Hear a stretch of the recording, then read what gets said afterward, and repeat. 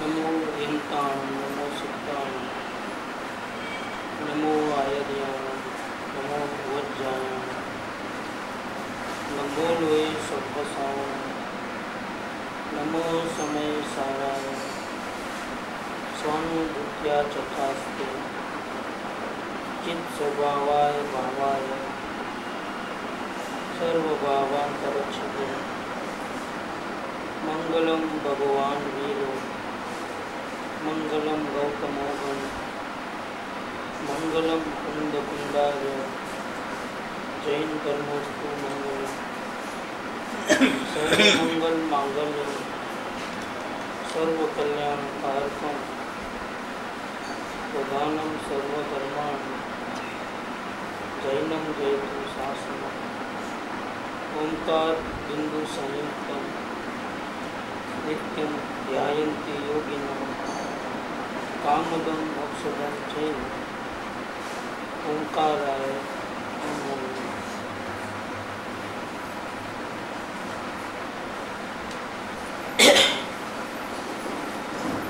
श्रीमद् राजचंद्र वचनामृत पत्र नंबर 254 पत्र नंबर 254 खंभात के मुमुक्षुओं को पत्र लिखा है। कहते हैं निसंगता से निर्भयता उत्पन्न होती है और इससे निसंगता प्राप्त होती है और निसंगता जो है आत्मदर्शन के बिना नहीं आती है। इसीलिए अभी आत्मदर्शन कैसे करना उसकी बात बताते हैं। सबसे पहले चाहिए आत्मभावना। वो बात लिया तो जीव को लगता है कि हम बहुत गलती करते हैं, लेकिन हकीकत में तो अपनी आत्मा से प्रेम नहीं करना, अपने आप को नहीं जानना पहचानना, वो सबसे बड़ा दोष है। सारी दुनिया को जला करके खाक कर दे और जितना पाप होए उससे अनंत गुना ज़्यादा पाप ये है कि हम अपने आत्मा को नहीं पहचानते। सर्वोथी मोटो दोष ये है कि जेથી तीव्र मुमुक्षुता उत्पन्न ज न हो अथवा मुमुक्षुता ज उत्पन्न न हो। अब इस मनुष्य आत्मा, मनुष्य गति में आने वाला आत्मा तीरन गति में नहीं, मनुष्य गति में, तो अपने अपने समझ के हिसाब से कोई कौन से धर्म को पालता है, कोई कौन से धर्म को पालता है।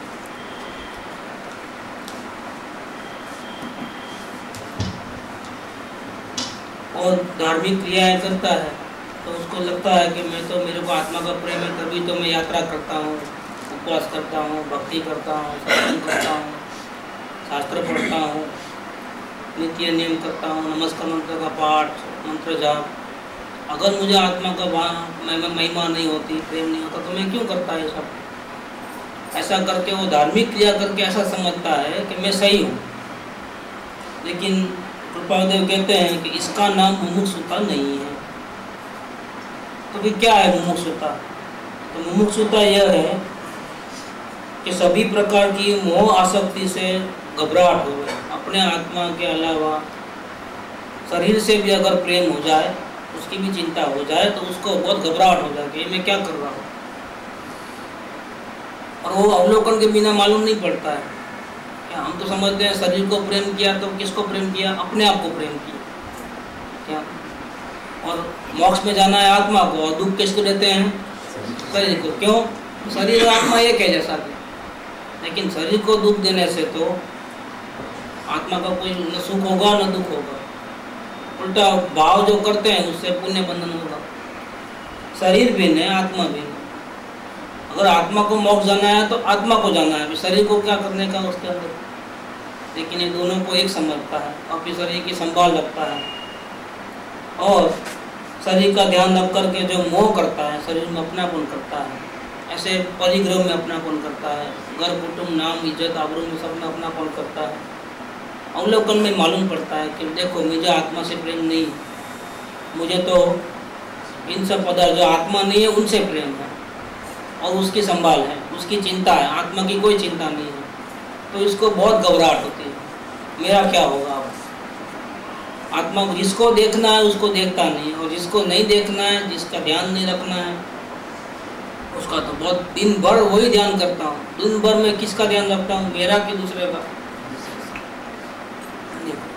देवचंद भाई को कोई गाली देवे तो गुस्सा आ जाए, उसकी बात नहीं माने तो गुस्सा आ जाए। किसका ध्यान रखता है, देवचंद भाई का नाम, इज्जत, आबरू, इसका ध्यान रखता है। जबकि वो देवचंद भाई अलग है और आत्मा जो वो अपने को देवचंद भाई मानता है तो उसको गाली देने वाला दुश्मन, उसकी वाह वाह करने वाला मित्र, ऐसे सारे संबंध बनते हैं। देवचंद भाई को पैदा करने वाले माँ बाप, क्या भाई बंधु आदि जो भी रिलेशन हो जाता है, ये सब देवचंद भाई के रिलेशन। आत्मा के कौन रिलेशन है, आत्मा किसका है? तो लेकिन अपने आत्मा को छोड़ करके अगर किसी अन्य पदार्थ में, अन्य जीव में अगर प्रेम हो जाए या उसका ध्यान रखे और अपने आत्मा का बिल्कुल ध्यान न हो, तो ऐसा जो मोह होता है, भ्रांति होती है, उससे उसको बहुत घबराहट होती है। क्योंकि नए नए कर्मों का बंधन होता है, एक तो बंधन करके आया है, क्या इसके कारण अनुकूल प्रतिकूल सहयोग मिले हैं। फिर जब ये सहयोग मिले हैं तब ये वापिस में अपने आत्मा का ध्यान नहीं करके किसका ध्यान करता है, संयोग नया कर्म बांध लेता है। और ये कर्म गौड़े कब आएगा, अगले भाव में आएगा। ऐसे चैनल चलती है, चक्कर है एक बहुत बड़ा, इसको 84 के चक्कर बोलते हैं। 84 लाख योनि में अनंत बार, एक बार नहीं अनंत बार भटकता है।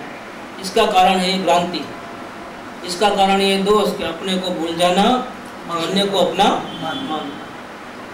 तो अवलोकन में सब मालूम पड़ता है तो उसको बहुत घबराहट होती है। किसको, जिसको आत्मा का सच्चा प्रेम जागने वाला है, जो सच्चा मुमुक्षु बनने वाला है, उसकी बात करते हैं। सच्चा मुमुक्षु किसको बोलते हैं? कौन अपने आत्मा से प्रेम करेगा, और प्रेम करता है कि नहीं करता है कैसे पता चलेगा? अगर वो अपने आत्मा से प्रेम करता है तो अपने आत्मा के अलावा कुछ भी होता है अपने परिणाम में तो उसको बहुत घबराहट हो जाती है कि ये मैं क्या कर रहा हूँ, क्या। और फिर निराश नहीं होता है कि नहीं अब मेरे से तो होगा ही नहीं, बार बार राग द्वेष होते ही जाते हैं, अब मैं क्या करूँ, मेरे पास कोई उपाय नहीं। ऐसा करके वो बैठ जाए तो फिर वो मुमुक्षु नहीं है। ऐसे अवलोकन करे, डायग्नोसिस करे बहुत भयंकर बीमारी है, और फिर नहीं इतना बड़ा रोग का डॉक्टर नहीं मिलेगा, जान दो, छोड़ दो, क्या। ऐसा करके बैठ जाए तो वो क्या बोलते हैं, क्या वो मरने को तैयार है, मतलब 84 के चक्कर में भटकने के लिए वो तैयार है। इसका नाम मुमुक्षु नहीं है, भले ही उसने अवलोकन किया, लेकिन अवलोकन करके अपनी गलती को देख करके घबराहट होती है तो उस घबराहट को भी मिटाने का जो प्रयत्न करता है, एक नहीं तो दूसरा रास्ता, दूसरा नहीं तो तीसरा रास्ता, ऐसा करके छानबीन करता है, हाथ पैर मारता है। और इसका रोग मिटाने वाले डॉक्टर कौन है, सदगुरु कौन है, कहाँ मिलेंगे, कैसे मिलेंगे, उसकी खोज अंदर में चलती है। कभी कभी कई सालों से एक खोज चलती है कि कोई मुझे ऐसा मिले कि जिसको मैं अपने दिल की बात कहूँ और वो मुझे रास्ता बताए, मुझे ऐसे रास्ता बताने वाले की ज़रूरत है। ऐसी भावना अंदर में होती है। और कभी वो इमिडिएटली भावना सफल होती है, कभी किसी को 10 साल 20 साल 25 साल ऐसा भी लग जाते हैं, बहुत भटक भटक के आता है कोई तो, और किसी को बहुत ईजी मिल जाता है। ईजी मिलता है तो पूर्व का पुण्य उड़े है, और अगर भटकते मिलता है तो इतना अंतराय होता है। लेकिन जिसकी भावना होती है, जो अपने आत्मा को बचाना चाहता है, उसकी भावना जरूर सफल होती है। तो किसको बोलते हैं मुमुक्षु? कि अपने आत्मा के अलावा किसी से भी प्रेम हो जाए, शरीर आदि से लेकर के, तो उसको घबराहट होती है, फिर भी वो हिम्मत नहीं हारता है, वो छूटने का प्रयत्न करता है। कैसे भी करके मैं उपाय ढूंढ लूँगा, मुझे नहीं मालूम है तो क्या होगा, जिसको मालूम है उसको पूछ लूँगा, हो सके तो उसको चरणों में गिर जाऊँगा, कैसे भी करके उसको मना लूँगा, लेकिन मैं अपने आत्मा को जान करके रहूँगा। अब मैं मेरे आत्मा को डुबाना नहीं चाहता हूँ दूसरों के लिए जो अपने नहीं है, वास्तव में गलती से अपने माने हैं, गलती से उनके पीछे दौड़ा दौड़ी की है, इतने सारे कर्म बांधे हैं, और जो गलती हो गई तो हो गई। लेकिन अब मैं नई गलती करना चाहता, दूसरों के लिए अपने आप को भवसागर में डुबाना नहीं चाहता हूँ। मैं तो कोई भी करके कैसा भी करके उपाय ढूंढ लूँगा। ऐसा जिसका जो अंतर में भावना दृढ़ हो जाती है ना, उसका नाम है मुमुक्षु। तीव्र मुमुक्षुता ये है कि आत्मा का दर्शन होने के बाद फिर परमात्मा बनने के लिए जो प्रयत्न करता है, पल पल में अपने आत्मा को भूले बिना जो साधना करता है, उसका नाम है तीव्र मुमुक्षु दशा। यहाँ कृपादेव कहते हैं कि तीव्र मुमुक्षु दशा के बारे में मैं बताना नहीं चाहता हूँ, वो तो ज्ञान होने के बाद आपको अपने आप समझ में आ जाएगा कैसे आगे बढ़ना है। लेकिन यहाँ मैं मुमुक्षु कैसे बनना वो बताना चाहता हूँ कि कैसे बनना, मुमुक्षु बनने के लिए क्या करना, ऐसा क्या करें कि जिससे आपको संसार की रुचि 0 हो जाए और आत्मा की 100% सच्ची रुचि हो जाए और आप सदगुरु को ढूंढने के योग्य हो जाओ। भले आपको रास्ता नहीं मालूम है, लेकिन आपको ढूंढने की रास्ता मिले ऐसी बहुत भावना हो। यहाँ तक लाने के लिए क्या करना है वो मैं उपाय बताना चाहता हूँ। तो यहाँ उपाय बताते हैं। तो पहले मुमुक्षु बनना है। अज्ञानी डायरेक्ट सीधा ज्ञानी नहीं बन सकता है। जैसे ग्लास उल्टा रखा है तो उसको सुल्टा रखना है, सुल्टा कर दो, लेकिन आड़ा नहीं करना। ऐसा हो सकता है कि जब ऐसा करने जाओगे तो ऐसा तो होगा ही होगा ना, आड़ा तो होगा ही होगा। इसको सीधा रखने जाओगे तो पहले आड़ा होकर के फिर सीधा होता है। नहीं, आपको मैंने आड़ा करने को नहीं बोला था, सीधा करने को बोला। ऐसे अज्ञानी को बोलो कि ज्ञानी बन जाओ, लेकिन मुमुक्षु नहीं बना तो नहीं होता है। मुमुक्षु तो बीच में भले ही 1 सेकंड के लिए, चाहे 10 घंटे के लिए, चाहे 6 महीने के लिए बनना ही पड़ता है। इसके बाद वो ज्ञान दशा में आता है। जब तक वो मुमुक्षु नहीं बनता है तब तक वो भेद ज्ञान कर नहीं सकता है, आत्मा का ध्यान कर नहीं सकता है। इसीलिए पहले कृपादेव ने क्या किया कि बनाना है ज्ञानी, आत्मदर्शन कराना है, लेकिन बोलते हैं क्या है कि पहले क्या बन जाओ, मुमुक्षु बनो। पहले अपने जिसका ध्यान करना है उससे तो प्रेम नहीं है और सारी दुनिया से प्रेम है, उसकी चिंता है कि कैसे आत्मा का ध्यान करोगे। पहले तुम इस पोजीशन में आ जाओ कि तुझे आत्मा के सिवा किसी से प्रेम न हो, किसी से राग नहीं हो, किसी से द्वेष न हो, किसी के तुम मित्र न हो, किसी के तुम शत्रु न हो, एकदम समभाव में आ जाओ। पहले तुम वो काम करो और अपने आत्मा कल्याण करने के लिए तैयार हो जाओ। इतना तैयार हो जाओ कि मौत भी आ जाए तो भी स्वीकार कर लूँगा, लेकिन मैं आत्मा से ही प्रेम करूँगा। कोई कितना भी डरा है, धमका है, इसका ध्यान रखो, ये फर्ज निभाओ, ये करो, वो करो। सबसे बड़ी फर्ज मेरी ये है कि मैं अपने आत्मा को 84 के चक्कर में से बचा लूँ। मैं बच जाऊँगा, फिर मेरे को एक्स्ट्रा टाइम होगा, कोरोना आएगी तो मैं जितने को बचा सकूँगा बचाऊँगा। लेकिन पहले कौन बाहर निकलता है? आग लगे तो, या आग लगे तो पहले कौन बाहर निकलता है? नहीं, आप लोग सब बाहर निकलो। मैं ऐसा करता है, पहले भागता है खुद ही। ऐसे जब डूबने लगता है तो जीव क्या करता है? पहले किसको बचाता है? डूबने वाला दूसरे को बचाने की ताकत में ही नहीं है। जब खुद डूब रहा है, खुद का श्वास, तो दूसरों को कैसे बचाएगा? लेकिन ये हमारी मूर्खता है कि हम तो स्वयं तीर नहीं गए हैं, हमको शांति मिली नहीं और सारी दुनिया का ठेका लेके, ये गलती है। दूसरों की संभाल रखना है, दूसरों की संभाल नहीं रखना है। पहले अपना काम करो, यानी अपने को बचा लो, फिर अगर ज़्यादा कोरोना आवे जो योग्य हो उसको पीछे मेहनत करना। तो यहाँ ये बात दिया है कि मुमुक्षु कैसे बनना। मुमुक्षुताने विषे जણાવવું છે કે તે उत्पन्न થવાનું लक्षण। हम मुमुक्षु बने हैं कैसे मालूम पड़ेगा? क्या सिम्टम है उसके? कैसे पता चलेगा कि अभी हम अज्ञानी नहीं रहे, अब हम मुमुक्षु बन गए? पता कैसे चलेगा? उसका लक्षण यह है कि પોતાના दोष જોવામાં अपक्षपातता એ છે। मुमुक्षु अगर होता है तो वो किसके दोष देखता है? खुद के दोष देखेगा। ऐसे दुनिया में बहुत से और लोग हैं, उनकी सबकी गलतियां होती है, लेकिन वो उनको नहीं देखता है। क्यों? किसको सुधारना है? दूसरों को कि अपने को? दुखी कौन है? दूसरे हैं कि अपन है? पहले अपन। तो अपने को सुखी करने का पहला काम है, और वो पहला काम करने के लिए गलती किस में से निकालनी है? अपने में से निकालना। जिसको निकालना है उसको देखना है। जैसे गेहूँ लेके आए बाजार से 100 किलो, पेशाब करना है क्योंकि आटा पिसाना है। अब गेहूँ साफ करने के लिए क्या करोगे? किसको देखोगे? गेहूँ को कि कंकर को देखोगे? क्यों कंकर को देखते हो? आप बोलते तो रहे थे, क्या बोले थे? गेहूँ साफ कर रहे हैं, और असल में देखते किसको हो? फिर आप ऐसा बोलो ना, कंकर को साफ कर रहे हैं, ऐसा बोलो, ऐसा नहीं बोलेंगे। क्यों बोलेंगे? आत्मा को शुद्ध कर रहे हैं, आत्मा को पवित्र बना रहे हैं, लेकिन देखते किसको? कचरे को, क्रोध, मान, माया, लोभ, ममता, राग, द्वेष, उसको देखना है। और देख करके क्या करना है? वहाँ तो देख करके निकालना है, यहाँ तो देख करके निकालना नहीं है। यहाँ तो देख लिया तो निकल जाएंगे। देखो कितना आसान है, मुक्ति का मार्ग कितना आसान है। क्या आपको नजर पड़ जाए क्रोध के ऊपर तो क्रोध भाग जाएगा, मान के ऊपर नजर पड़ जाए तो मान भाग जाएगा। ऐसा बाहर निकालने की जरूरत नहीं है, कैंची लेके जरूरत नहीं है, क्रोध को हटाना है, काटो काटो यहाँ से, ऐसा कुछ करने की जरूरत नहीं। नजर पड़ता ही वो भाग जाते हैं। आत्मा के ज्ञान के सामने, ये सूर्य प्रकाश, ज्ञान प्रकाश, उसके सामने क्रोधादि जो अहंकार है, अंधकार है, वो टिकेगा ही नहीं, नजर पड़ते ही भाग जाता है।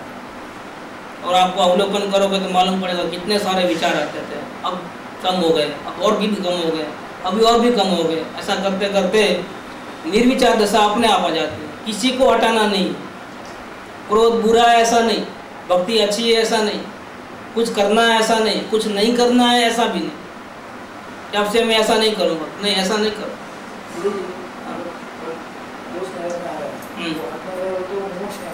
हाँ, नहीं बना है।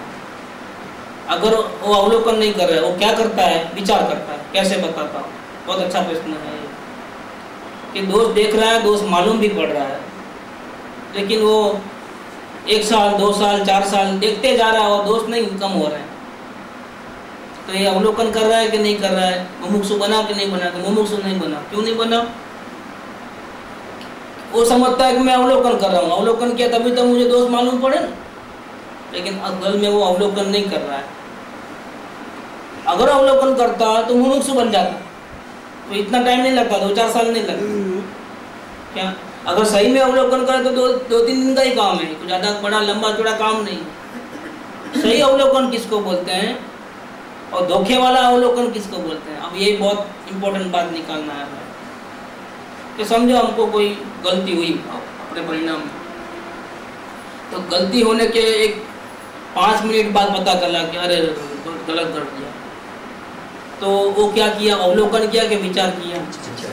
विचार किया।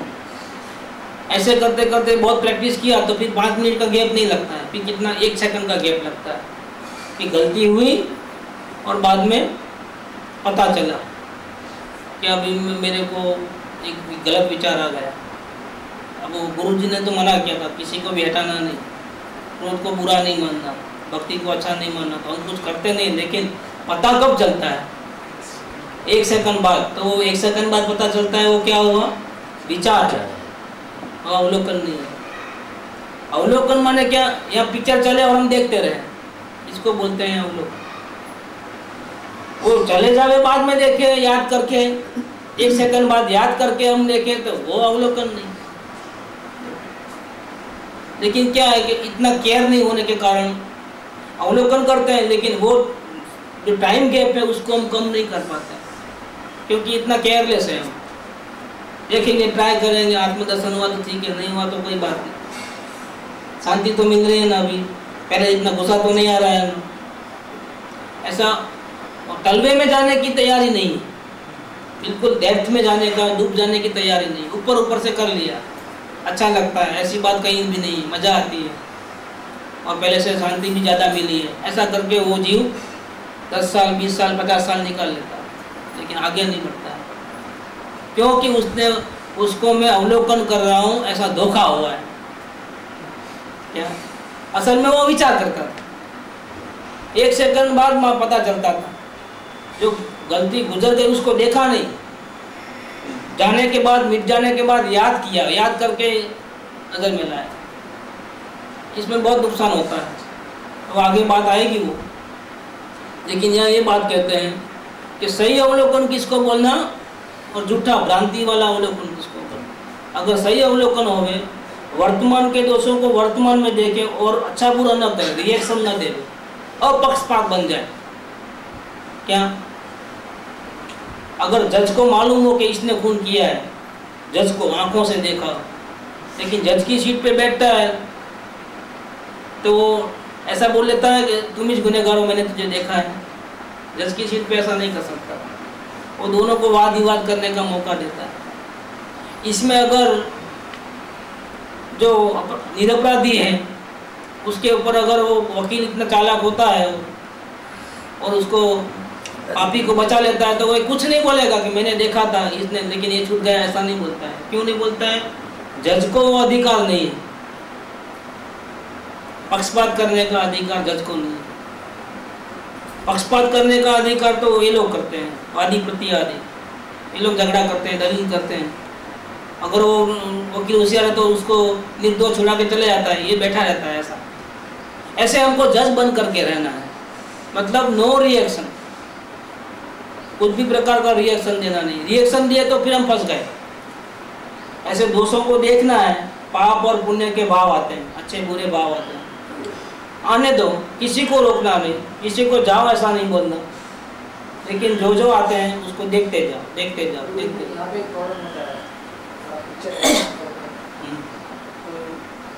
किसी ने लगा होता है यहाँ इस वक्त ऐसा करना बहुत मुश्किल होता है। करेक्ट है, बिल्कुल। अवलोकन कौन नहीं कर पाता है? जिसको औरों से लगा हुआ। अगर कोई पदार्थ में ज़्यादा रुचि है तो फिर आप उसको बोलो, जैसे खाने में बहुत रुचि है, और गुरु ने तो बोला है कि निरंतर अवलोकन करना है। लेकिन अगर गुलाब जामुन में रुचि आ गई तो क्या होता है? नहीं, अभी डिस्टर्ब होता है, अभी मज़ा नहीं आता है, खाने का टेस्ट ही नहीं आता है। क्या करो, पहले गुलाब जामुन आराम से खा लो, बाद में अवलोकन तो पड़ा ही है ना, करूँगा। ऐसे टाइम पे क्या करना? ऐसे टाइम पे अगर अपनी आत्मा को बचाना है तो गुरु की बात मानना। क्या अमल में नहीं आती है ना? अमल में नहीं आती है, इसका कारण दूसरा है। अमल में नहीं आता नहीं, अमल में नहीं आता इसका मतलब क्या है कि उसने टारगेट फिक्स नहीं किया है कि मुझे जन्म मरण से छूट जाना है। वो क्षण भंगुर सुखों के अंदर वापिस अनंत काल का टेव है ना, आदत बनी हुई है। छोटे मोटे सुख है उसको लेने के लिए दौड़ता है और बड़ा सुख हाथ से चले जाता है। उसको मालूम नहीं है कि अगर यहाँ मैं रुक जाऊंगा तो मेरा कितना बड़ा नुकसान होता है।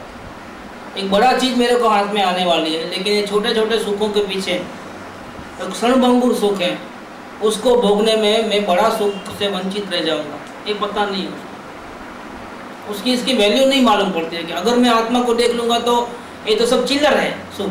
ये क्या, सारी दुनिया भी मिल जाए तो चिल्लर है मेरे सामने, कोई कोड़ी की भी वैल्यू नहीं है। तो इतनी बड़ी चीज़ हमको लेना है तो हम छोटे छोटे सुखों के अंदर हमारा टाइम बिगाड़े हुए तो क्या होगा? लेकिन उसको विवेक नहीं है। और सदगुरु बोलते हैं तो सदगुरु की बात मानता नहीं है। क्यों? उसको अट्रैक्शन है छोटे छोटे सुखों को, उसको मालूम है कि ये सुख टिकने वाला नहीं है। गुलाब जामुन खाने में टेस्ट आया, खाया और उल्टी आ गई, अब उसमें उल्टी में गुलाब जामुन का टुकड़ा है, खाएगा? क्यों नहीं खाएगा? अभी तो खाया था गर्मा गर्म, अभी उल्टी खांसी आई, बाहर निकल गया, अब क्यों नहीं लेता है वो टुकड़ा? देखो, इसका मतलब क्या होगा कि पल भर का सुख था। गुलाब जामुन उल्टी में बाहर निकला तो खाने वाला नहीं। खाने की तो बात छोड़ो, देखो तो सही। नहीं, मैं देखना भी नहीं चाहता। देखो जैसे अवलोकन के बाद में फिर उसको इनडायरेक्टली सबकॉन्शियसली तो दुख होता रहता है, वो जानने देखने में रहता है। वो तो जिसको आत्मा से प्रेम है, जिसको ऐसा लगता है कि मैं गड़बड़ कर रहा हूँ, उसको दुख होता है।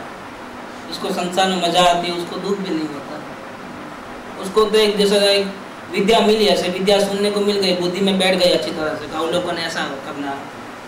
क्या कभी बहुत ज़्यादा सहन नहीं कर पाता है तो वापिस भगवान को याद करता है अवलोकन को, तो थोड़ा अवलोकन कर लेता है, बाकी सारा दिन तो मजा करता है। अवलोकन कब करता है? जब जूते पड़ते हैं तब अपने हाथ में।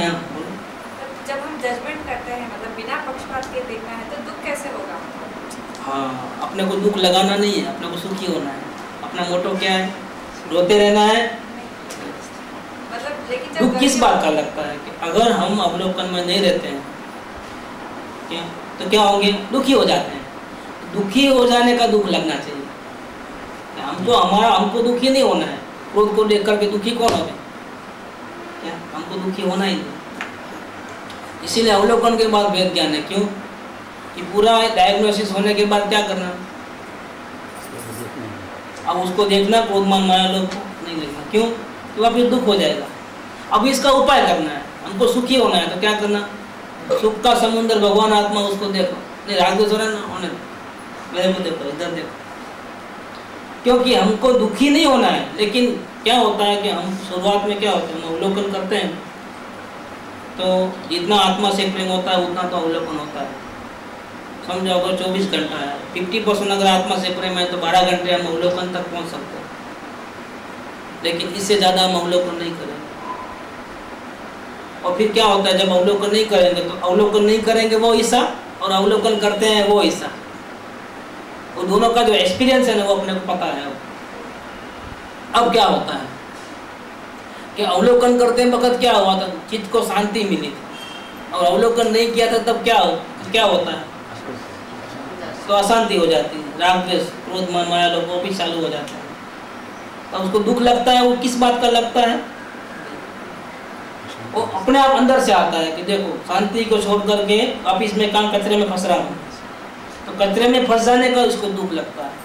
दुख इस प्रकार से वो नेचुरल है। दुख लगाने के लिए हम अवलोकन नहीं कर रहे, हम अवलोकन क्यों कर रहे हैं? हम तो अवलोकन अपने आत्मा के दर्शन करने के लिए और हमेशा सुखी हो जाने के लिए अवलोकन करते हैं। हम एक्सरे क्यों निकालें? दुखी होने के लिए। सोनोग्राफी क्यों कराएं? दुखी होने के लिए नहीं। दुख का जो कारण क्या है वो जानने के लिए हमने अवलोकन किया, एक्सरे इसलिए निकाला। अब मालूम पड़ गया कि मेरी कहाँ कहाँ गलती होती है, कहाँ कहाँ अपनापन है, कौन किसको शत्रु मानता हूँ, किसको मित्र मानता हूँ। तो अब क्या करना है? डायग्नोसिस होने के बाद क्या करना है? ऑपरेशन करना है। तो वेद ज्ञान का नाम है वो क्या है? नहीं, हम अवलोकन ऐसा नहीं करेंगे, पक्षपात नहीं करेंगे तो फिर दुख कैसे लगेगा? नहीं लगे तो अच्छा है ना, हमको कहाँ दुखी होना है? दुखी तो पहले से ही है, क्या पल पल में दुखी तो हो रहे हैं, अभी और ज़्यादा क्या दुखी होना है? अब दुखी होना नहीं है। ये रास्ता मिलने के बाद कोई दुख से नहीं रहना, सब हंसते हंसते मौत में जाना है। दुखी होकर के रो करके सर पीट करके मौत में नहीं जाना है। और दुखी होने के दिन चले गए। अब ये मार्ग नहीं मिला था, इसके पहले हम रो रहे थे पल पल में, और रास्ता नहीं निकलता तो दुखी हो जाते थे। अभी तो हमारे सामने पूरा रास्ता है भगवान बनने का, अब काय को दुखी होना है? क्या अभी हमको दुखी नहीं होना है। हंसते हंसते खेलते नाचते कूदते जाओ, अपना मृत्यु के द्वार पर नाचते नाचते जाओगे, फिर कभी न वापिस आओगे। रो के जाओगे तो वापिस आ जाओगे, रो के नहीं जाना है। ऐसी मौत मरना है जैसे आए थे तुम रो करके, क्या तो ऐसी करनी करो कि तुम हंसो और जगत। मौत आए तो घबराओ नहीं, आ जाओ, मैं भी तुम्हारे से बलवान हूँ, टक्कर ले लेंगे। तू मेरा क्या बिगाड़ेगा? तू मेरी आत्मा को छू भी नहीं सकता। यमराज छू सकता है आत्मा को? आत्मा को मार सकता है, उसको जला सकता है, काट सकता है, फिर क्या कुछ होना है? अगर हम शरीर को अपना मानेंगे तो दर्द हो जाएगा, बहुत तकलीफ होगी, लेकिन शरीर को अपना नहीं मानेंगे। मृत्यु आने से पहले हम शरीर से अपने को अलग कर देंगे भावों में। अब वो यमराज बेचारा क्या करेगा? कुछ नहीं कर सकता, बेचारा वो रोएगा बेकार का, किसको मारने को मेरे को भगवान ने भेजा है। और चित्रगुप्त ने पोथी निकाली थी, जाओ अभी इसको लेके आ जाओ। ऐसी कहानी आती है, भगवान के पास पूरा हिसाब किताब है। इतने बड़े बड़े वो है क्या पोथे, उसको लिखने वाला चित्रगुप्त है, गुमास्ता है। कंप्यूटर आ गया अब तो आ गया। अब वो बेचारे को नींद ही नहीं आ, सारा दिन लिखना, क्योंकि कौन रात को भी मर जाता है, कोई दिन में मर जाता है। चित्रगुप्त भी तो सोता ही नहीं होगा, तो सारा दिन कंप्यूटर पे रहता होगा, उसकी आंखें जल गई होगी, सब हो गया होगा। लेकिन क्या करें, अब दूसरा 2 चित्रगुप्त नहीं होते, एक ही होता है वहाँ पर। तो वो बेचता है यमराज को, लेकिन वो यमराज की तकलीफ होती है कि ऐसे धर्मात्मा को अलग करना पड़ता है शरीर से, तो वो तो बेचारा और होता है। इसके पहले क्या होता है, यमराज हंसता है और ये रोता है। तो मृत्यु आने से पहले हम शरीर से भिन्न है ऐसा हमको भान हो जाए तो मौत हमारा कुछ भी नहीं बिगाड़ेगी। ये हंसने का मार्ग है, ये सुखी होने का, हंसने का मतलब सुख अनुभव करने का मार्ग है, रोने धोने का मार्ग नहीं। हम रोने धोने के लिए सत्संग में नहीं आए, हम मुक्ति के लिए सत्संग में आए। मुक्ति माने क्या? जहाँ रोना धोना न हो, चिंता न हो, असंतोष न हो, तकलीफ न हो, बिल्कुल शांति शांति शांति, वो भी परमानेंट हो, भय नहीं, शोक नहीं, जुगुप्सा नहीं, घृणा नहीं, आनंद आनंद आनंद आनंद, दुखों से मुक्ति और आनंद की प्राप्ति। इसके लिए हम सत्संग में आए, इसीलिए हम गुरु की भक्ति करते हैं, इसीलिए हम अवलोकन करते हैं। दुखी होने के लिए हम अवलोकन नहीं करते। इसलिए दुख नहीं होता तो समझना कि हमारा प्रोग्रेस हो रहा है, और अगर दुख हो रहा है तो इसका मतलब समझना कि हमारा अवलोकन छूटा है इतना, और हम वापिस प्रमाद में आ गए हैं। प्रमाद का दुख लगता है, जागृति में रहने का दुख नहीं लगता है। कितना बड़ी बात है ये। मार्ग शुरू से ही सुखी होने का मार्ग है। सोनोग्राफी कराया, पता चला कि पेट में इतनी बड़ी गांठ है, तो क्या होता है? राजी होता है। क्यों राजी होता है मालूम? अगर कुछ भी नहीं मालूम होता तो क्या होता था? रिपोर्ट सब नॉर्मल आया और दर्द बहुत हो रहा है, क्या होता है? खुद तो परेशान, डॉक्टर भी परेशान। ऐसा कैसे हो सकता है? देखना। और अगर कोई रीजन मिल जाए तो क्या, चलो मालूम तो पड़ा, अब इसका उपाय कर सकते हैं, तो राजी होता है। अगर मालूम पड़े तो क्या, राजी होता है। चलो पता चल गया। तो यहाँ पे गुरु, यहाँ पे वो प्रश्न आता है, मालूम पड़ गया यहाँ पे गुरु के प्रति ऐसा भक्ति, यहाँ पे भक्ति का कैसा है? ये बताया था, ऐसा लगता है कि भक्ति में कमी है। भक्ति में कमी इसलिए कि पहला जो काम बोला है ना वही नहीं किया, अभी अवलोकन परफेक्टली नहीं किया, तो लाभ नहीं हुआ। और लाभ नहीं हुआ तो भक्ति कैसे आएंगे? जैसे कॉलेज में जाते हैं, प्रोफेसर सिखाता है, ऐसा सीख लिया, बुद्धि में बिठा दिया, और टूटक फूटक कभी हुआ तो ठीक, नहीं हुआ तो ठीक, झगड़ा पंचायत करते करते अवलोकन किया। अवलोकन नहीं किया, अवलोकन की भ्रांति हुई क्या? तो अवलोकन असल में वास्तव में हुआ नहीं। अगर परफेक्टली अवलोकन करता तो उसको बिल्कुल मालूम पड़ जाता कि मैं आत्मा चैतन्य बिल्कुल जानने देखने वाला अलग हूँ, और ये मन में जो विचार आ रहे हैं वो बिल्कुल अलग। कल एक का लेटर आया है नासिक वालों का, तो पहली बार सुना पुणे में, और उनका लेटर देखो कितना बढ़िया आया है। उन्होंने अवलोकन किया, पहली मीटिंग में ही अवलोकन कर लिया। अपने को 4-4 साल हो गए तो भी अवलोकन बराबर नहीं कर पाए, उन्होंने अवलोकन किया। वो लेटर यहाँ मिल गया कहीं राजा खुद डॉक्टर है, वो दानू वाले की बहन नासिक वाले लेके आए थे ना, डॉक्टर भारती का है लेटर। उन्होंने अपनी कथा लिखी है। आपसे मिलने के पूर्व मेरी जो अवस्था थी वो भूतकाल हो चुकी है। आपके मुझ पर इतने उपकार है कि उसे लिखा नहीं जा सकता। मेरी माँ के देहांत के बाद मेरी अवस्था तेज हवा में उड़ते पत्ते की तरह हो गई थी। बस स्थिरता का नाम जैसे मेरी जिंदगी में से निकल चुका था। मेरे ही नहीं बल्कि मेरी वजह से मेरी पूरी फैमिली डिस्टर्ब थी। मैं हमेशा आधा घंटा रोती थी। क्यों रो रही हो पूछते थे तो मुझे उसका कारण भी नहीं मालूम था। मुझे रोता देख करके मेरी दोनों बच्चियां भी रोने लगती थी। बड़ी लड़की पर तो इतना डिप्रेशन आ गया था कि वो तो हमेशा गुमसुम रहती थी और बात बात पर रोने लगती थी। मुझे लगने लगा था कि मेरे जीवन में कभी सुख नहीं आया था, मैं कभी खुश नहीं रह पाऊंगी। कोई छोटे मोटे फंक्शन में जाती थी तो मुझे लगता था कि यहाँ आकर मैंने कोई गुनाह किया है, और फिर रोना आ जाता था। कोई मुझे सहानुभूति पूर्वक या प्यार से बात करता तो मुझे लगता कि मैं अब इसे ही माँ कहूँ, पर थोड़ी देर बाद लगता था कि मेरी माँ की तुलना तो मैं किसी के साथ नहीं कर सकती। वो तो अखंड चैतन्य थी, उत्साह की मूर्ति थी। उसके चेहरे से हमेशा प्यार आनंद झलकता ही रहता था। उसकी कमी तो कोई पूरा नहीं कर सकता।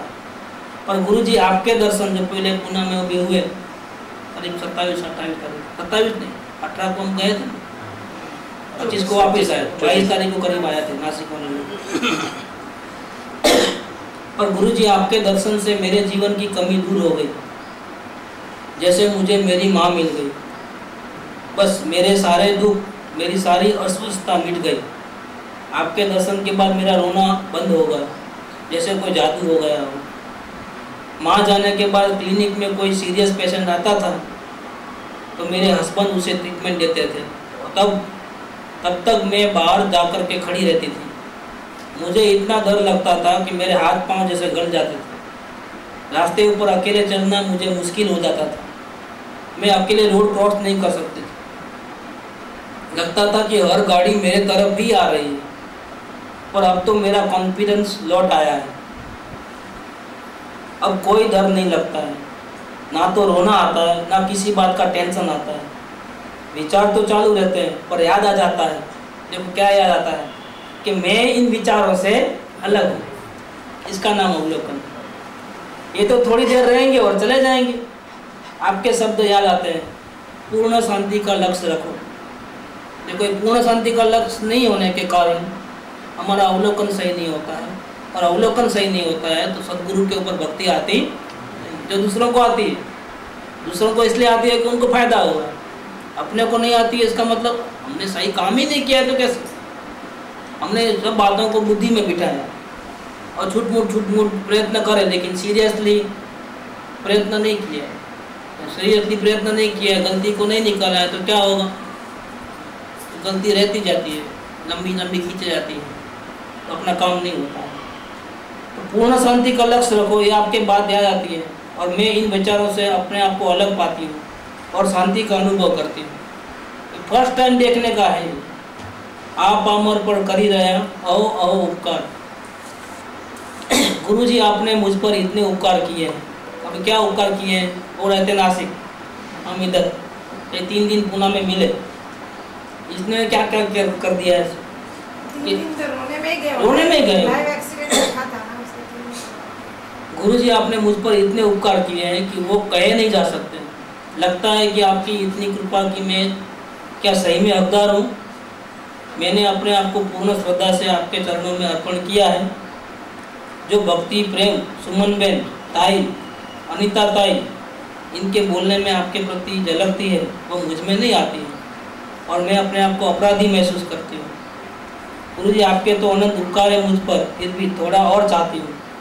वो सुमन बेन है ना, वो कितनी खुश रहती है। उनका हर शब्द जैसे आनंद में धुल धुल कर निकलता है। मुझे उनसे बहुत जेलसी होती है। मुझे भी उनका उतना आनंद चाहिए, पूरा का पूरा। आपने उनको दिया है, वो मुझे भी देना ही पड़ेगा, और मैं लेकर के रहूँगी। ये मेरी जिद है अपनी माँ के पास। कैसा लिखा? अब 3 दिन में क्या हो गया है ऐसा? ये अवलोकन कि उन्होंने अवलोकन को प्रैक्टिस में लाया। और यहाँ कृपालदेव भी यही बात करते हैं 254 में कि प्रैक्टिस कैसे करना है। अगर आपको मुमुक्षु बनना है तो आपको प्रैक्टिस करना है। और प्रैक्टिस कैसे करना है कि जो जो विचार आते हैं उसको पक्षपात किए बिना सिर्फ देखने का काम करना। तो अपने आप अज्ञानी में से मुमुक्षु बन जाओ। अपने आप आपको सारी दुनिया की फिक्र चले जाएगी।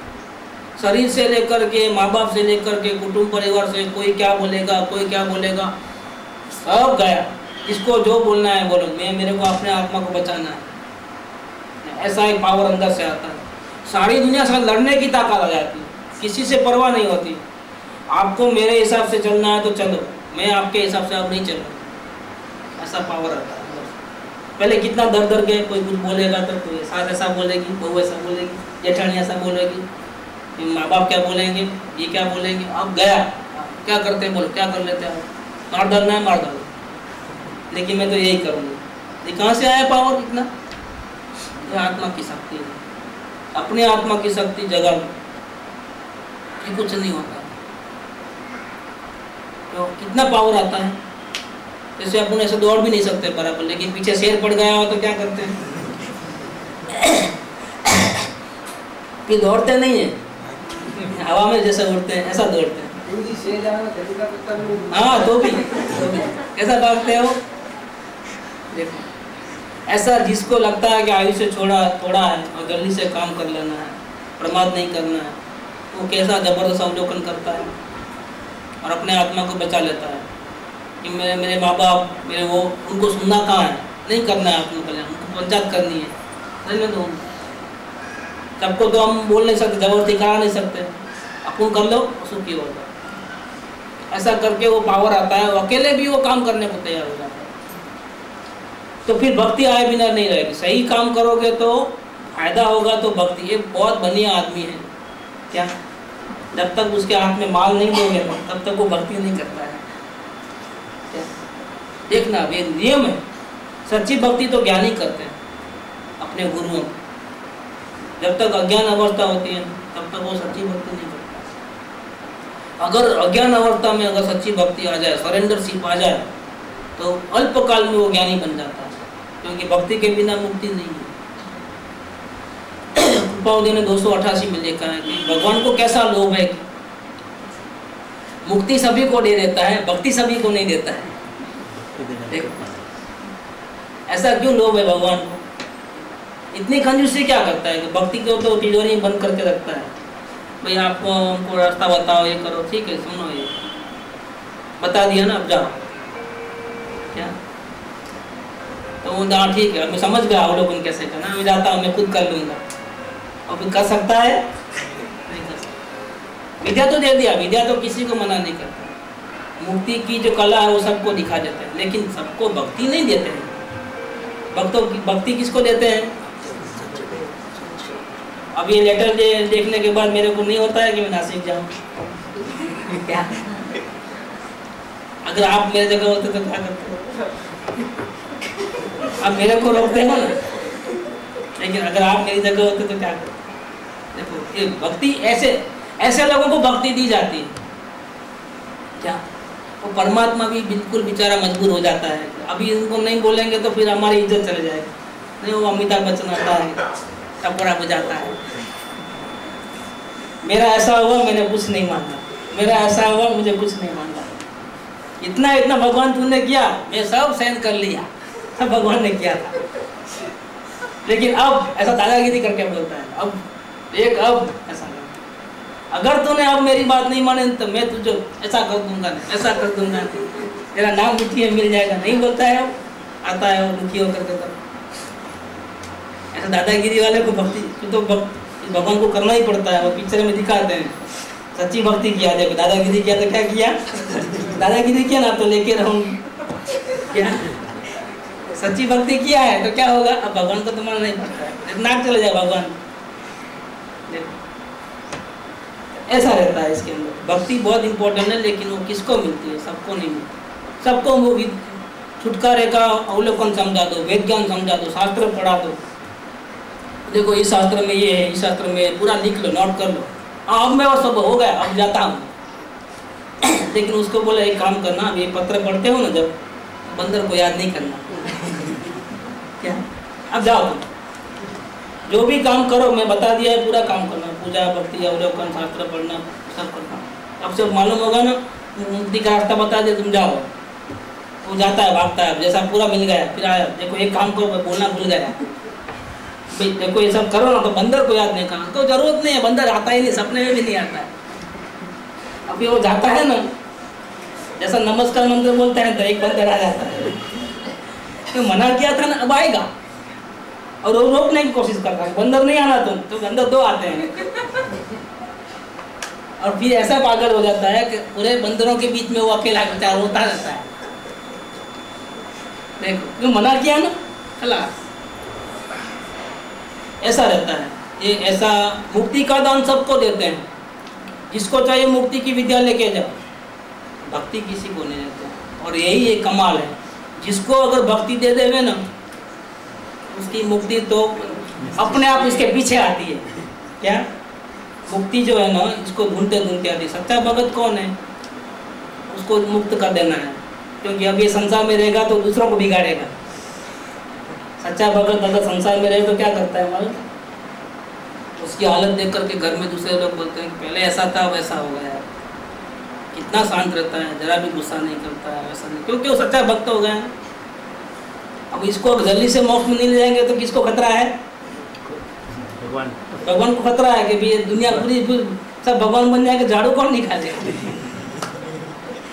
तो क्या इसको जल्दी मोक्ष में भेज देते हैं, वही तुम जल्दी इधर आ जाओ, तुम अब उनके साथ नहीं, तुम इधर आ जाओ, जल्दी मोक्ष में लेके आते हैं।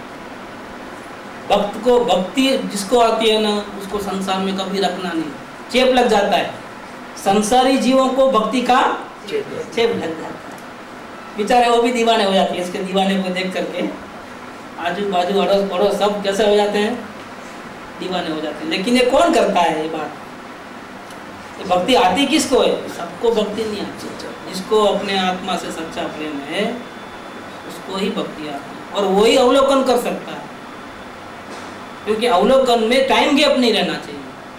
बहुत इंपॉर्टेंट बात क्या है, विचार आया उसी सेकंड देख लेना है, एक सेकंड पहले वाले विचार का, क्रोध का विचार भी नहीं करना, उसको याद भी नहीं करना है, कैसे मिटाऊं वो भी नहीं करना, छोड़ देना है। ऐसा पानी की लहर आई और गई, देखो कुछ करना धरना नहीं, दूसरी आई देखो कुछ करना धरना नहीं, ऐसा रहना है।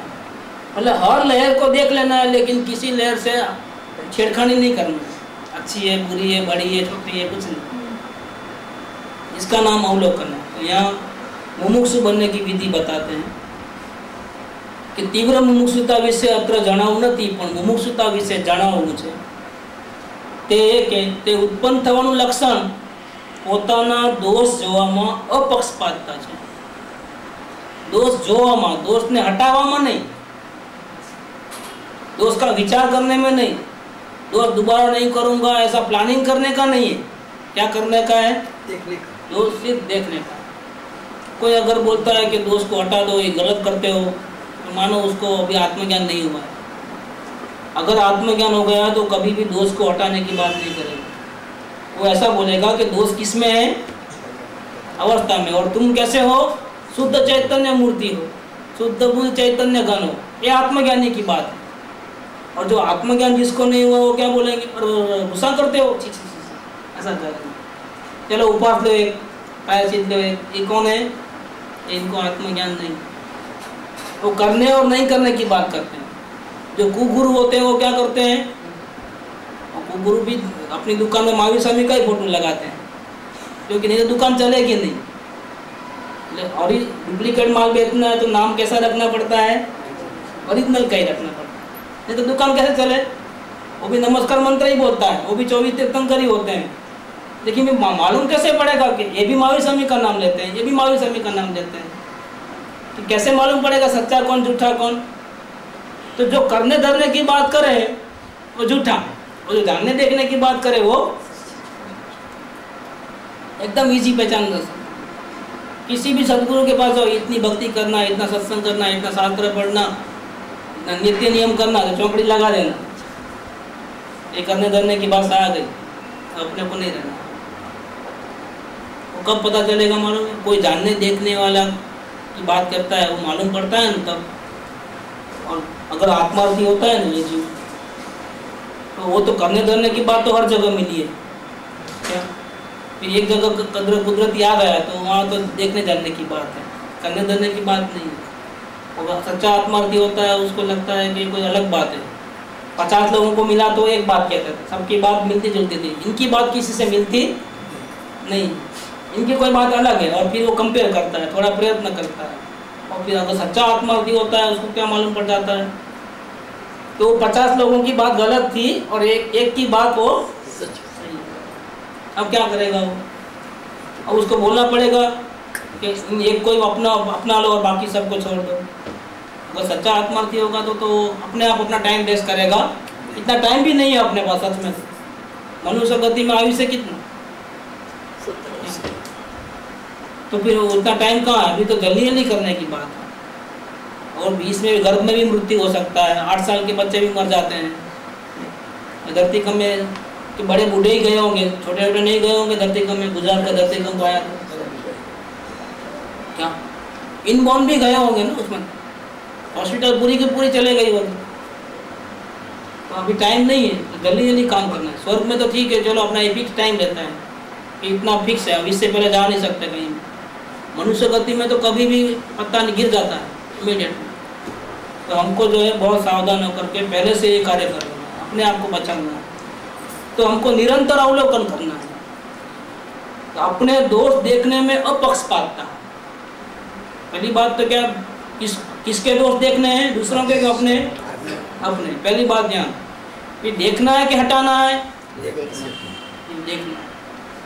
और देख करके फिर रिएक्शन देना है, अच्छा बुरा और पक्षपात जज बने रहना, कुछ भी अच्छा बुरा नहीं करना, राजी नाराज नहीं होना, क्रोध भी हुआ तो कोई बात नहीं, गलत से गलत भाव आए तो कोई बात नहीं, आप देखने वाले बनो। અને તેને લીધે સ્વચ્છંદનો નાશ હોય છે। जब ऐसा होता है अवलोकन तब क्या होता है, स्वच्छंद का नाश होता है। स्वच्छंद का नाश जिसको होता है उसको क्या होता है, भक्ति आ जाती है।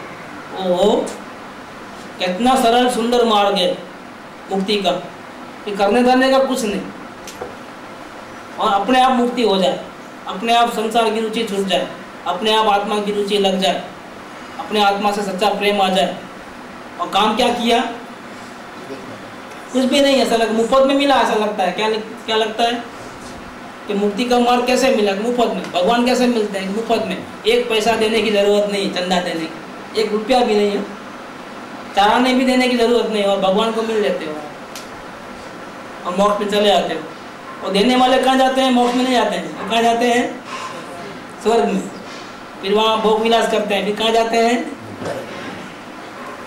और 1 रुपया भी देता नहीं है, और सिर्फ भगवान की भावना रखता है, भगवान सच्चा प्रेम करता है और अवलोकन करता है। अवलोकन माने करना धरना नहीं, देखना धरना। उसको कौन मिलता है, भगवान मिल जाते हैं, वो हमेशा के लिए सुखी हो जाता है। तो उसको क्या होता है, फिर शांति हो जाती है। शांति मिलती है तो उसको लगता है ओहो इतना सरल मार्ग, मैं बेकार का वहाँ भटकते रहा, इतना ईजी। फिर लोग क्यों नहीं बताते, उल्टा क्यों बताते हैं? उल्टा बताने का 2 कारण, अपनी दुकान लूट जाती है, चलती नहीं है, फिर सच्ची बात करे तो। दूसरी बात क्या, कि लोगों को वही पसंद है, लोगों को करना धरना पसंद है, तो उनको वो बात दो, कुछ करना धरना नहीं तो कोई आएगा नहीं। देखना आप अवलोकन में विचार बंद जैसे हो जाते हैं तो बोलता है कंटाला आता है, आत्मा से सदा प्रेम नहीं है तो क्या करेगा। एक तो अवलोकन कर भी नहीं पाएगा, तो आत्मा से प्रेम नहीं होता है, उसको तो करने धरने की बात करो तो अच्छा लगता है।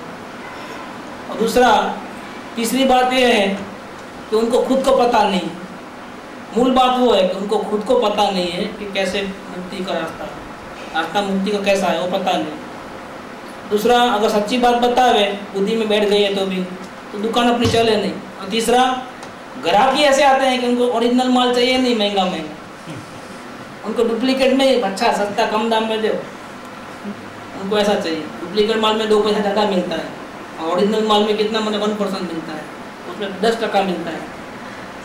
तो ग्राहक जो दुकान में भीड़ लगी रहती है, कहाँ लगी रहती है, डुप्लीकेट माल, ओरिजिनल की भीड़ नहीं लगती। देखो तो जिसको जैसा चाहिए वैसा देते हैं वो लोग, तो उन बेचारे का क्या दोष है। अगर आपको सच में मुक्ति चाहिए तो आपको ढूंढना पड़ेगा कि किसके पास जाना, किसके पास नहीं जाना, तो आपका काम है। तो यहाँ ये बात बताया है कि अगर अवलोकन करेगा तो अपने बुद्धि से चलने का काम नहीं करेगा। समझो हमने एक्सरे किया और पेट में इतनी बड़ी गठरी मालूम पड़ी, या कोई रोग अपेंडिक्स का या कुछ भी समझ मालूम पड़ा, अगर वो खुद डॉक्टर भी है, मान लो बड़ा सर्जन है खुद ही, और कई लोगों को ऑपरेशन करके सक्सेस हो गया है, लेकिन उसके पेट में अपेंडिक्स हो जाए तो क्या करेगा? नहीं मुझे आता है, मैं खुद काट के कर सकता है, नहीं कर सकता। वो क्या करता है फिर, अपनी मनमानी नहीं करता है, अपना नॉलेज को बाजू में कचरा टोकरी में डाल देता है। मैं इतना जानता हूँ, रखो कचरा टोकरी में, मैं खुद डॉक्टर हूँ, मैंने इतने बड़े होंगे, तुम नीचे बैठो, तुम कहाँ जाओगे? सदगुरु के शरण में जाओगे। बिन सदगुरु कोई न, ऑपरेशन कौन करेगा? सदगुरु करेगा, आपका काम नहीं। अब आपको यहाँ होल करना है तो कर सकते हो, लेडीज को होल करते हैं, नोज पिन पहनाना है, हीरे की डायमंड की बड़ी बड़ी, कान में इधर कुटिया पहनाना है तो होल करते हो। माँ भी नहीं करती, माँ तो पहले ही रो लेती है, माँ का भी काम नहीं। किसके पास जाते हैं? उसका स्पेशलिस्ट होते हैं, उनके पास जाते हैं। ऐसे खुद बड़ा डॉक्टर है, लेकिन उसको कुछ प्रॉब्लम आया तो खुद अपना ऑपरेशन करता। जो सच्चा अवलोकन करता है वो क्या करता है, फिर उसको मालूम पड़ जाता है कि मैं कितना अपराधी हूँ, कितने दोष से भरा हुआ हूँ, कब मेरे मुक्ति होगी। हटाना तो नहीं है, अगर हटाना होता तो मैं रास्ता बताता तो अच्छा होता था, देखते जाता हटा जाता, तो कभी एक दिन तो मेरा छुटकारा होता। एक दिन क्या, एक दिन कितने दोष हैं? और अनंत दोष को अगर हटाने को बोलते तो कितना टाइम लगता था? और जिंदगी कितनी है? अनंत नहीं है जिंदगी, तो वापिस तो डूब जाता था। ये अच्छा हुआ कि हमको झाड़ू निकालने को बोला। तब अनंत दोष से भरा हुआ ये जीव, एक पल में मुक्ति होना है तो क्या करना, कैसे करना? दोष को हटाना नहीं, लेकिन चिंता बहुत हो जाती है, और चिंता होती है तो क्या करता है, इतने सारे दोष में कब निकलेंगे और कब मैं भगवान बनूंगा, कब मुझे शांति मिलेगी, ये तो प्रॉब्लम है बहुत बड़ा। चलो अब कुछ करते हैं, अब अपने आप तो होने वाला नहीं है, जाके सदगुरु को पूछेंगे कि मेरा अब क्या होगा, इतने इतने दोष है करके पूरे सर्वभाव समर्पण कर देता है डायरी में निकले कर, इतने गड़बड़ है, इतने गड़बड़ है, क्या करूं, कैसे करूं, मेरा क्या होगा, मेरे को बहुत चिंता हो गई।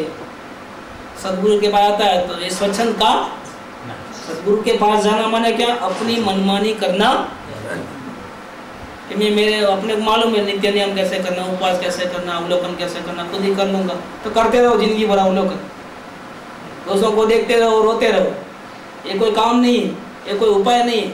उपाय करना है तो सदगुरु के शरण में जाना ही पड़ता है। तो जो सच्चा अवलोकन करता है उसका क्या होता है, स्वच्छंद का नाश होता है, और स्वच्छंद का नाश होता है तब सदगुरु के पास जाता है। यहाँ तक अपन रखना है। तो स्वच्छंद नाश होने के बाद वो कैसा कैसा फायदा होता है वो बताएगा। और फिर 3 बड़ी गलती बताते हैं जो अवलोकन करता है, लेकिन 3 बड़ी गलती रह जाती है, उसको कैसे दूर करना बताएंगे। कल से स्वच्छंद की बात चलेगी, अवलोकन करने के बाद, स्वच्छंद मिटने के बाद क्या फायदा होता है, ये बात करेंगे।